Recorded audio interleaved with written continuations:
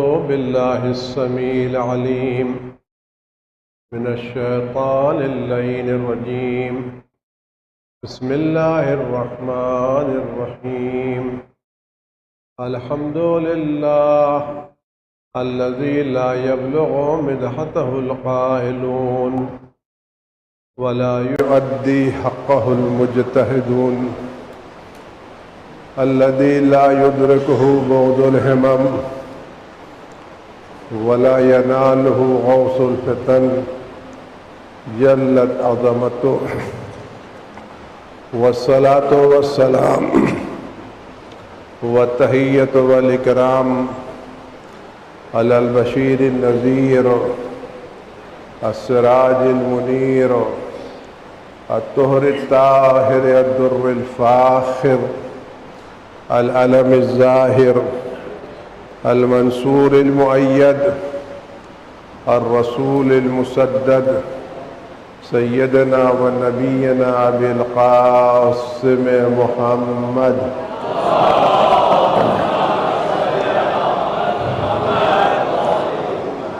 وآله الطيبين الطاهرين المعصومين الذين أذهب الله عنهم الرجس وطهرهم تطهيرا.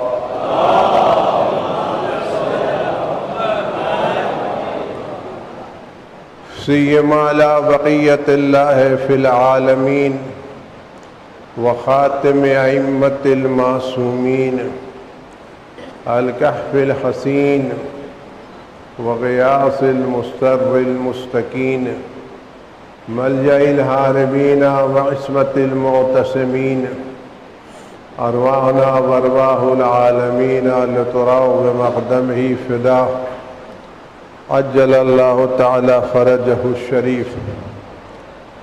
واللعنة الدائمة الباقية على أعدائهم وقتلتهم وغاصب حقوقهم والشاكين فيهم والمنحرفين عنهم أجمعين. أما بعد، يا عباد الله، أوصيكم ونفسي بتقوى الله.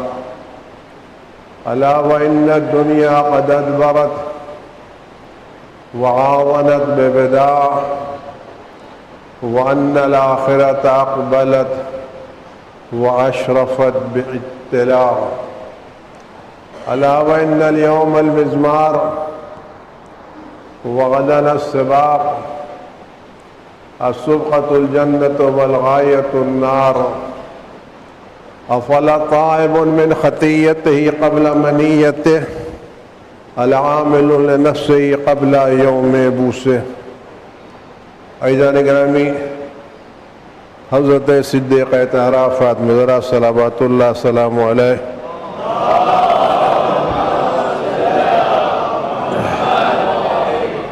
کہ دردناک شہادت کے یہ دن ہے، اور یہ وہ دن ہے جس میں اہل بیت علیہ السلام اپنی جد ماجدہ جناب فاطمہ الزہرا سلام اللہ علیہا کے غم میں غم زدہ ہے. پیغمبر اکرم حضرت محمد مصطفیٰ صلی اللہ علیہ وآلہ وسلم کے بارے میں خداوند عالم نے یہ ضمانت لی ہے، وَمَا يَنطِقُ عَنِ الْهَوَىٰ إِنْ هُوَ إِلَّا وَحْيٌ يُوحَىٰ کہ اس پیغمبر کی زبان سے کوئی ایسی بات نہیں نکلتی جو اللہ کی وحی نہ کی گئی ہو. زبان مقدس پیغمبر اسلام صلی اللہ علیہ وسلم سے جو بھی جملہ نکلتا ہے وہ اللہ کی وحی ہوتی ہے اور اللہ کا پیغام ہوتا ہے. فرماتے ہیں خدا کرے یہ اپنی طرف سے ایک ایسی بات ہماری طرف منسوب کرے جو ہم نے بیان نہیں کی ہے تو ہم ان کی گرفت کریں گے اور ان کی گردن کاٹ دیں گے. پیغمبر اکرم کے بارے میں اتنا وہ خدا کے پابند تھے کہ خداوند عالم نے جو چیز جیسی نازل فرمائی پیغمبر نے ویسے ہی بیان فرمایا۔ اللہ کے پیغام میں ایک جملہ، ایک لفظ الگ کی بات ہے، پیغمبر نے ایک حرف بھی ادھر سے ادھر نہیں فرمایا۔ آپ غور کریں قرآن کریم میں، یسألونک عن الروح، پیغمبر یہ لوگ آپ سے پوچھتے ہیں روح کے بارے میں، قل، آپ کہہ روح من امر ربی، آپ کہہ دیے تو یہ قل، یعنی اگر آپ کوئی آپ سے پوچھے کہ سوال کا جواب کیا ہے تو کہیں آپ جواب میں دے دیجئے، جواب میں کہہ دیجئے۔ تو آپ جو جواب کہیں گے تو یہ جملہ تو نہیں کہیں گے کہ آپ جواب میں کہہ دیجئے یہ کہا جا رہا ہے۔ اگر کوئی استاد سے سوال کرتا ہے اس سوال کا جواب کیا ہے، وہ شاگرد آ کہتا ہے سوال کا جواب یہ ہے، زیادہ زیادہ یہ کہے کہ استاد نے فرمایا ہے، لیکن یہ تو نہیں کہے گا کہ تم کہہ دو، یہ بھی جملہ شاگرد اضافہ نہیں کرے گا۔ لیکن پیغمبر اتنا محتاط تھے، خدا بند عالم نے کہا قل، آپ کہہ دیئے، تو لفظ قل بھی پیغمبر نے نہیں ہٹایا۔ جتنا خدا نے جیسا کہا پیغمبر نے بغیر کسی ایک حرف کے بدلے ہوئے وہ پیغام لوگوں تک پہنچا دیا۔ پیغمبر اکرم حضرت محمد مصطفیٰ صلی اللہ علیہ وسلم کو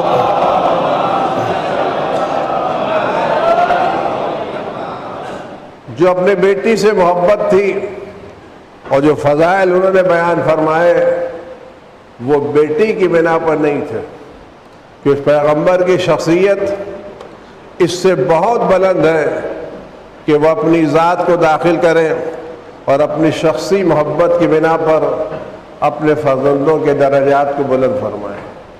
پیغمبر جو بھی فرماتے تھے وہ ان خصوصیات کی بنیاد پر فرماتے تھے، ان درجات کی بنیاد پر فرماتے تھے جو درجات ان لوگوں کو خدا بند عالم کی بارگاہ میں حاصل تھے۔ پیغمبر کی محبت جناب زہرا سے صرف بیٹی کے اعتبار سے نہیں تھی، پیغمبر کی محبت پر جناب زہرا سے ان کی صفات، ان کے اخلاق، ان کا ایمان، ان کا کردار، اس بنا پر وہ اپنی بیٹی کو چاہتے تھے۔ لہذا اگر پیغمبر بہت زیادہ چاہ رہے ہیں تو اس کا مطلب وہ خصوصیتیں اپنی بیٹی میں دیکھ رہے ہیں جو دوسروں میں نہیں پائی جاتی، اور پیغمبر جو چیز دیکھتے ہیں بیان فرمائیں گے تو نگاہ پیغمبر اور ہم لوگ کی نگاہ میں فرق ہے۔ ہم اگر کسی کی تعریف کرتے ہیں تو اس کے ظاہر کو دیکھ کے تعریف کرتے ہیں، اس کے ملنے جلنے کو دیکھ کے تعریف کرتے ہیں، اس کے اندر کو ہم نہیں پہچانتے اندر سے کیا ہے۔ لہذا بہت مرتبہ ایسا ہوتا ہے ہم ایک آدمی کے ساتھ رہتے ہیں، تعریف کرتے ہیں، بعد میں صاحب کیا پتا میں 30 سال سے اس کے ساتھ رہا لیکن آج پتہ چلا اندر سے کیا ہے۔ ہم بہت سے لوگ نہیں پہچان پائے، ہمیں نہیں امید تھی کہ یہ آدمی ایسا نکل جائے، وہ نہیں تھی، کیونکہ ہم اندر تک نہیں جا سکتے، ہم دل کی گہرائیوں تک نہیں جا سکتے، ہم کسی کا ذہن نہیں پڑھ سکتے، ہم کسی کے خیالات کا اندازہ نہیں لگا سکتے۔ لیکن پیغمبر اکرم حضرت محمد مصطفیٰ صلی اللہ علیہ وسلم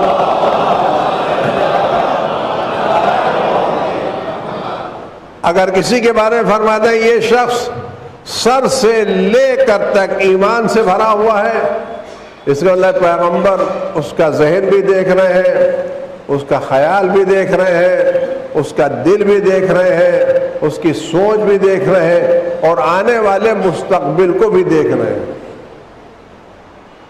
پیغمبر کسی کی تعریف کریں تو پورے وجود کو پر نظر رکھنے کے باوجود، اب آپ غور کریں پیغمبر اکرم حضرت محمد مصطفیٰ صلی اللہ علیہ وسلم سوران ایک دن اپنے بیت الشرف سے نکلے اور اس انداز سے نکل کے مسجد میں آئے کہ جناب زہرا سلام اللہ علیہ کے دست مبارک پکڑے ہوئے تھے اور فرمایا کہ من عرف ھذہ فقد عرفھا، جو ان کو پہچانتا ہے وہ ان کو پہچان لے، وَمَن لَّمْ يَعْرِفْهَا، اور جو ان کو نہیں پہچانتا، پیغمبر کیا تعارف کرا رہے؟ کون ہے جو نہیں جانتا تھا کہ جناب زہرا پیغمبر کی بیٹی ہے؟ مدینے میں جتنے لوگ تھے، مسجد میں جتنے لوگ تھے، وہ سب جانتے تھے جناب زہرا پیغمبر کی بیٹی ہے۔ ان کے نواسوں کی والدہ ہیں، جناب خدیجہ کی بارہ جگر ہیں، علی کی شریک حیات ہے، تو سب جانتا تھا۔ تو جو چیز سب جانتے ہیں تو اس کا انٹروڈکشن کرنے کا مطلب نہیں تھا۔ پیغمبر کچھ اور بیان کرنا چاہتے تھے، یعنی تم فاطمہ کو صرف میری بیٹی مت سمجھو، میرے گھر کی چیز مت سمجھو۔ فاطمہ سمجھو کیا ہے؟ فاطمہ تو بنت وہی عباس تم منی، فاطمہ میرا ٹکڑا ہے، یعنی وہ خصوصیتیں، وہ صفتیں جو مجھ میں پائی جاتی ہیں، وہی خصوصیتیں فاطمہ زہرا میں پائی جاتی ہیں۔ اگر میں ایمان میں سب سے آگے ہوں، اخلاق میں سب سے آگے ہوں، نبیوں میں سب سے برتر ہوں، خدا کی بارگاہ میں سب سے زیادہ قریب ہوں، تو یہ میرا حصہ ہے، یہ میرا جز ہے، یہ جز رسالت کا جز ہے، یہ جز نبوت کا جز ہے، یہ جز ہدایت کا جز ہے، یہ جز اخلاق کا جز ہے۔ یعنی وہ ساری خصوصیتیں جو اللہ نے مجھ میں دی ہیں، وہ ساری کی ساری خصوصیتیں میری بیٹی فاطمہ فرماتے ہیں وہی قلبی، یہ میرا دل ہے۔ دل کا کام کیا ہوتا ہے؟ دل کا کام ہوتا رہتا ہے جگہ پر ہے، لیکن پورے بدن کو خون دل سپلائی کرتا ہے۔ اگر یہ دل تھوڑی دیر کے لیے بند ہو جائے تو بدن میں سپلائی رک جائے۔ اگر ذہن میں خون جا رہا ہے تو دل کی بنا پر، رگوں میں خون دوڑ رہا ہے تو دل کی بنا پر، پیر چل رہے ہیں تو دل کی بنا پر۔ فرمایا میرا قلب ہے، یعنی میری زندگی فاطمہ کی بنا پر ہے۔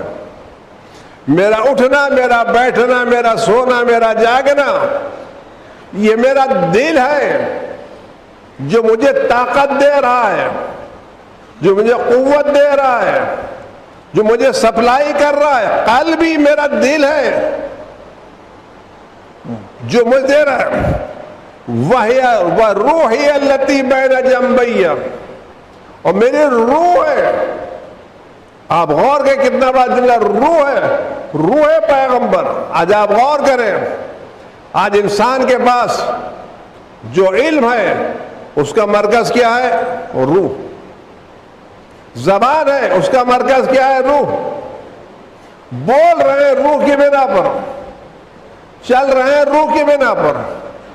فرمایا بتائیے میری روح ہے جو میرے پہلوؤں کے درمیان ہے۔ اور آپ غور کریں ایک جملہ اگر آپ تک پہنچ جائے کہ اس پورے بدن میں اگر کہیں بھی تکلیف ہوتی ہے تو تکلیف کو کون محسوس کرتا ہے؟ ایک انسان جب تک زندہ ہے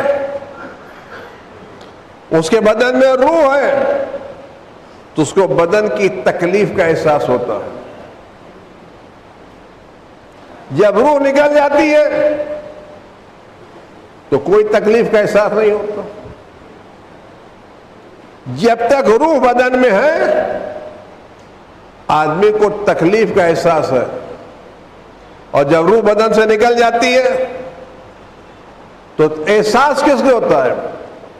انگلی میں سوئی چبھتی ہے، درد کا احساس کس کو ہوتا ہے؟ روح کو۔ سر میں درد ہوتا ہے، احساس کس کو ہوتا ہے؟ روح کو۔ پیروں میں تکلیف ہوتی ہے، احساس کس کو ہوتا ہے؟ روح کو۔ تو بدن میں کہیں بھی تکلیف ہو احساس کس کو ہوگا؟ روح کو ہوگا. پیغمبر فرماتے ہیں یہ میری روح ہے، یعنی ہر وہ چیز جو جناب زہرا کو تکلیف پہنچاتی ہے اس سے مجھے تکلیف پہنچتی ہے. جو شخص پیغمبر کو زہرا کو تکلیف پہنچا رہا ہے اس کو احساس ہونا چاہیے وہ مجھے تکلیف پہنچا رہا ہے، میری روح ہے. تو فرماتے ہیں فَمَنْ آذَاهَا فقط آذانی، چونکہ میری روح ہے، جس نے اس کو اذیت دی اس نے مجھے اذیت دی، جس نے اس کو تکلیف پہنچائی اس نے مجھے تکلیف پہنچائی. آپ غور کریں، ہے کوئی شخص جو یہ کہے کہ پیغمبر کو تکلیف پہنچانے والا مسلمان ہے؟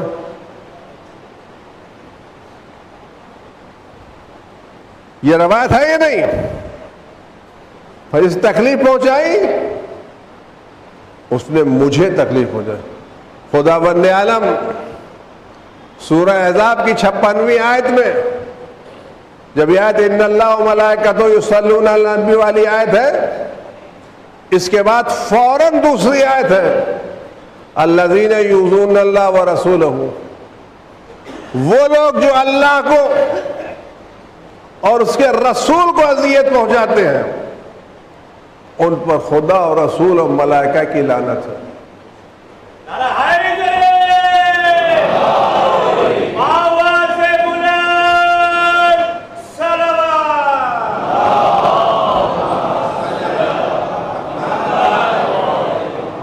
اب اس آیت کو ملا کے دیکھیں، پیغمبر کیا فرما رہے ہیں؟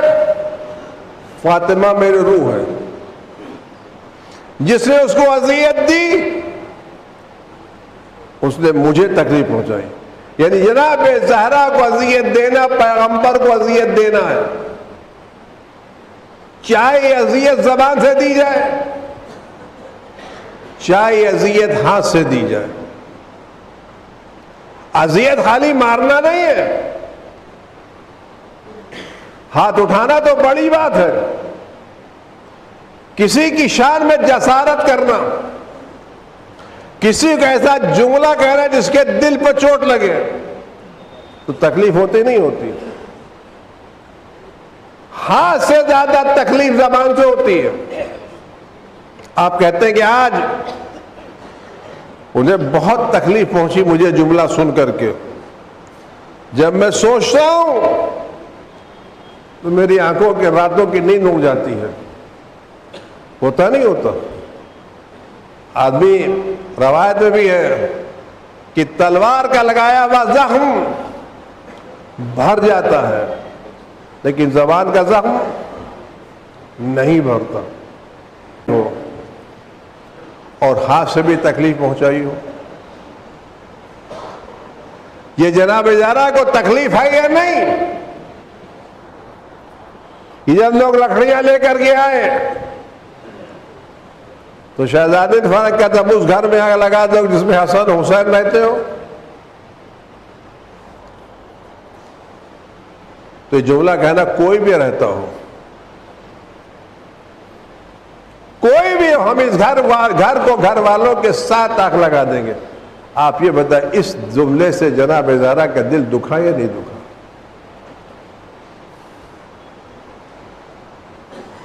جس جناب زہرا کو اذیت دینے کے لیے پیغمبر نے منع کیا تھا، آج اس جملے سے تکلیف ہوئی یا نہیں ہوئی؟ میں بات تصویروں آج 1400 برس کے بعد آپ کے دل میں جو ذرا سی جناب زہرا کی محبت ہے، جب آپ 1400 برس کے بعد یہ جملہ سنتے ہیں تو آپ کے دل کو تکلیف پہنچتی ہے. آپ اس علی سے پوچھیں جس نے جملے اپنے کانوں سے سنے ہیں، ان بچوں سے سنے جملے اپنے کانوں سے سنے ہیں. یہ میری روح ہے جس نے اس کو تکلیف پہنچائی. اس نے مشکل قرآن کیا کہتا ہے؟ وہ لوگ جو خدا اور رسول کو اذیت پہنچاتے ہیں ان پر خدا رسول کی لعنت ہے. تو جو بھی ہو، چاہے کل کسی نے اذیت پہنچائی ہو چاہے آج کوئی اذیت پہنچا رہا ہو. کبھی اذیت پہنچتی ہے سنا سے، آپ کسی کو جملہ کہتے ہیں، کوئی بات کہتے ہیں، اس سے اس کا دل ٹوٹ جاتا ہے، اس کے دل پر اثر ہوتا ہے. اور جب آپ یہ جملہ کیسا انہوں نے جملہ کہا میرا دل ٹوٹ گیا، کہ تو کوئی بات ہے، تو معمولی سی بات تھی. اس جملے کو معمولی بات کہنا اس کے دل کو تکلیف پہنچانا یہ نہیں کہنا ہے. کوئی بیٹا اپنے باپ کے ساتھ بدتمیزی کرے، کوئی پارٹنر اپنے پارٹنر کے ساتھ بدتمیزی کرے، کوئی چھوٹا اپنے بڑے کے ساتھ بدتمیزی کرے، اس کو گالی دے، اس کو الٹی سیدھا کہے، صاحب مجھے بہت تکلیف پہنچی، اور صاحب امید نہیں تھی ان سے جملہ کہنے کی، ارے یہ تو ہوتا رہتا ہے، اس میں کہا کہ بہت بڑی بات کہی گئی آپ سے، ہاں مخاب کو. تو اس بڑی بات کو چھوٹا کرانا خود ہی اس کے دل کو تکلیف پہنچانا نہیں پہنچانا. اگر یہ پہنچانا ہے تو وہ تمام حضرات جو جناب زہرا پر آنے والے مصائب کو کم کر کے بیان کر رہے ہیں اور اس کی توجیہ کر رہے ہیں کہ یہ قلب جناب زہرا کو تکلیف پہنچانا نہیں پہنچانا ہے، یہ رسول اللہ کو تکلیف پہنچانا نہیں پہنچانا ہے، واقعات کا انکار کر کے جناب زہرا کے دل کو تکلیف پہنچانا نہیں پہنچانا ہے. ضرورت اس بات کی ہے، اور آپ یقین جانیں جناب زہرا سلام اللہ پر جو ظلم ہوا ہے، جو ہم تک پہنچا ہے، وہ 10% بھی نہیں ہے. اس کی وجہ یہ ہے کہ جب واقعات ہو رہے تھے حکومتیں دوسروں کی تھی، بیان پر پابندی تھی، حدیث بیان نہیں کی جاتی تھی، واقعات بیان نہیں کیے جا سکتے تھے، لوگوں کے لکھنے پر پابندی تھی. اور پھر جن لوگوں نے محنت کر کے مشقت کر کے جان پر کھیل کر کے لکھا، اس زمانے میں کتابیں پرنٹ نہیں ہوتی تھی، آج سے 1000 سال پہلے کتابیں ہاتھوں سے لکھی جاتی تھی، ایک کتاب 2 کتاب کوئی ہوتی تھی. تو یہ ہاتھ سے لکھی ہوئی کتابیں جو ذخیرہ تھیں، جو اعتبار تھا، جو مستند تھیں، جو سندیں تھیں، ان سارے لکھی ہوئی کتابوں کو جلایا گیا نہیں جلایا گیا. جناب شیخ صدوق، جناب شیخ توسی علیہ رحمہ بغداد میں تھے، کاظمین میں رہتے تھے، جناب سید مرتضیٰ کے شاگرد تھے. اور اس زمانے میں جناب سید مرتضیٰ علم الہدیٰ جناب شیخ توسی کو 1000 دینار دیتے تھے اسکالرشپ کے طور کے اوپر. اس زمانے میں 1000 سال پہلے 1000 دیتے تھے مہینے کی اسکالرشپ. تو علم آگے بڑھتا. آج کا مسئلہ تھوڑی ہے، آج ہم تو مولویوں کو اتنے پیسے بھی نہیں دے پاتے جتنے وہ مہینے بھر میں قاعدے سے اپنا خرچہ چلا سکیں. جو مل رہا ہے اللہ کا کرم ہے، اللہ کا احسان ہے، وہ اپنے بندوں کا خرچہ کہیں نہ کہیں سے پورا کر دیتا ہے. ورنہ جو مل رہا ہے اس سے تو معمولی زندگی بھی گزاری نہیں جا سکتی. اور پھر ہماری توقع یہ ہے کہ ہم 10 روپے دے کر کے 1000 روپے کا توقع رکھیں. کیا کہتے ہیں؟ ہم بازار سے 10 روپے کا سامان خرید کے لائیں اور توقع رکھیں اس میں 1000 روپے کا مزہ ہو. یہ تو نہیں ہو سکتا نا. لیکن ہم چل رہا ہے، چلے گا. دین کی کسمہ پرسی یہ بھی ہے، دین کی کسمہ پرسی یہ بھی ہے کہ عمارتوں پر پیسے لگے اور انسان بھوکے رہے. یہ بھی دین کی کسمہ پرسی. آپ غور کریں، عمارتوں پر پیسے لگے اور انسان بھوکے رہے. تو جناب شیخ توسی کا پورا کتاب خانہ لوگوں نے جلا دیا. بغداد میں کتابیں نہیں، لائبریریاں جلائی گئیں، اور اتنی جلائی گئیں کہ 6 مہینے تک بغداد کے حمام ان کتابوں سے گرم کیے جاتے تھے. ہزاروں لاکھوں کتابیں جل دی تھیں. اب اس کے باوجود اگر چھن چھن کر کے جناب زہرا کے مظالم ہم تک پہنچ جائیں تو یہ پورے تو نہیں ہے نا، یہ تو کچھ ہے جو ہم کو ملے ہیں. ورنہ اگر مظالم کا احساس ہوتا تو احساس جناب زہرا صبت علیہ مصائب اللہ عنہا صبت علیہ مسن لیالیہ. مصیبت پڑھی دیکھے تو پیغمبر کی روح ہے پیغمبر کی، اور فرمایا قرآن کہتا ہے جو عذاب علیہ کریں گے ان الذین یؤذون اللہ ورسولہ لعنہم اللہ فی الدنیا والآخرہ وعد لہم عذابا مہینا. وہ لوگ جو اللہ اور اس کے رسول کو اذیت پہنچاتے ہیں، لعنہم اللہ فی الدنیا والآخرہ، خدا نے ان کے لیے دنیا آخرت میں عذاب رکھا ہے، لعنت رکھی ہے. وعد لہم عذابا علیما، یعنی یہ لعنت دنیا میں رکھی ہے اور آخرت میں بھی رکھی ہے، اور آخرت میں لعنت کے ساتھ ساتھ ذلیل کرنے والا عذاب بھی معین کیا ہے. اب آپ غور کریں کس نے جناب زہرا کو اذیت پہنچائی، کس نے جناب زہرا کی پسلیاں توڑی، کس نے جناب زہرا کو رونے سے منع کیا.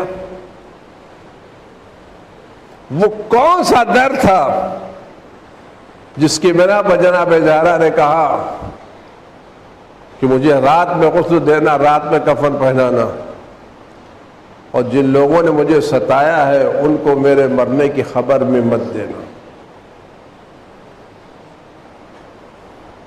جناب زہرا قلب پیغمبر ہیں، روح پیغمبر ہیں.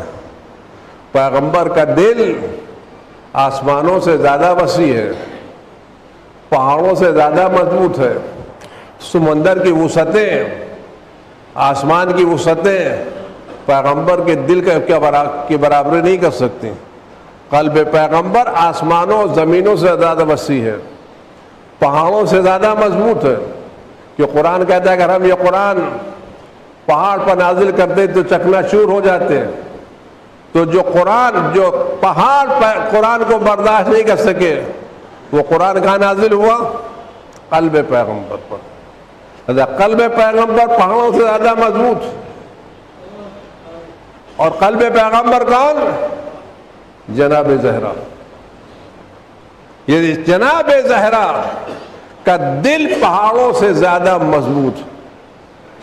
اس کے باوجود اگر زہرا کہے کہ مجھ پر مصائب کے پہاڑ توڑے گئے تو اس کے مطلب یہ پہاڑ مزدل وہ ہے جس کو پہاڑ بھی برداشت نہیں کر سکتا.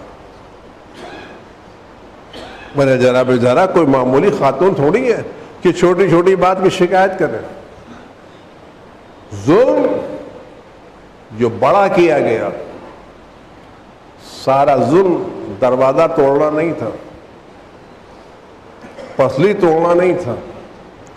جو ظلم جناب زہرا کے سامنے ہوا وہ علی علیہ السلام کو خلافت سے محروم کرنا تھا. اور یہ سلسلہ ظلم آج تک جاری ہے.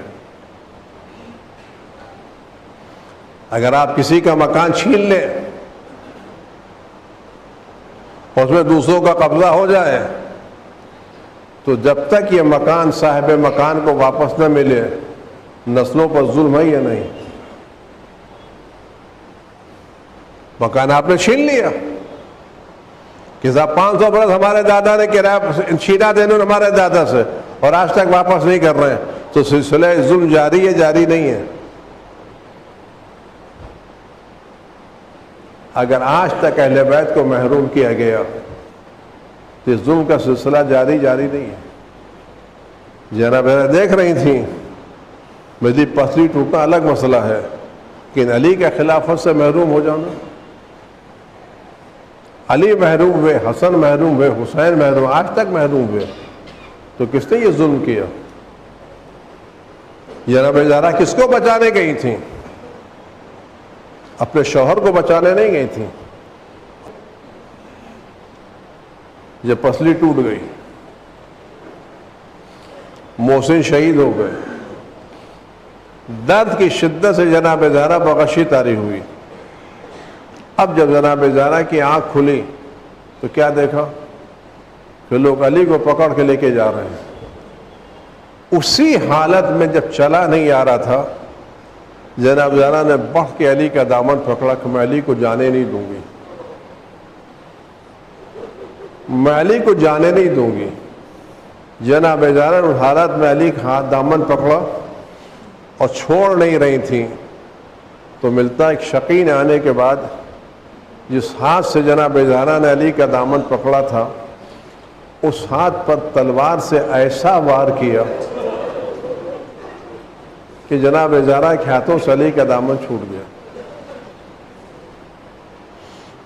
اور اس تلوار کا اثر یہ رہا کہ پتہ جب کوئی زخم لگتا ہے تو پھول جاتا ہے نا.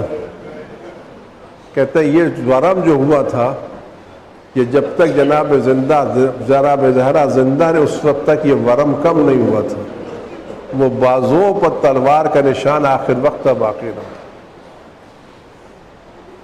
اس کے بعد جناب زہرا گئی تو کیا گئی؟ مسجد میں گئی، دیکھا چاروں طرف علی کو لوگ گھیرے ہوئے پڑے ہوئے ہیں، کسی کے ہاتھ میں تلوار ہے، کسی کے ہاتھ میں نیزہ ہے، اور لوگ کہہ رہے ہیں اگر تم بیعت نہیں کرو گے ہم تمہیں قتل کر دیں گے. جناب زہرا نے کان سے سنا کہ علی کو قتل کرنے کی بات ہے. ان کے پاس کچھ نہیں تھا، کوئی صحابی نہیں تھا. کہ اگر تم نے علی کو نہیں چھوڑا نا تو میں سر کے بال بکھراتی ہوں،